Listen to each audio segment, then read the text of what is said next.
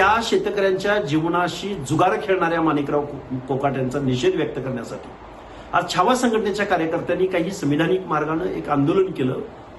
त्या आंदोलनाला त्यांच्या प्रश्नांना उत्तरं देण्यासाठी या अजितदादा पवारांच्या कार्यकर्त्यांकडे आणि महाराष्ट्राचा अजितदादा पवार पक्षाचा प्रदेशाध्यक्ष सुनील तटकरेंकडे उत्तर नव्हतं।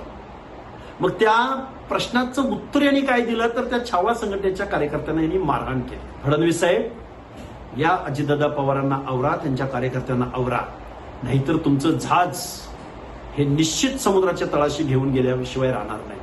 असंविधानिक भाषा वापरली म्हणून आम्ही त्यांना असंविधानिकपणे कुठून काढणार, बेदम मारणार, रक्तबंबाळ होईपर्यंत मारणार।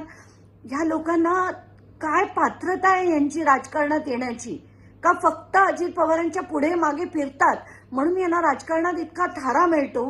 आत्ताच्या घटकेला अजित पवारांना काही थोडी जरी मनाची लाज असेल ना तर ताबडतोब या व्यक्तीला त्यांनी त्यांच्या पदावरनं तातडीने बडतर्फ केलं पाहिजे।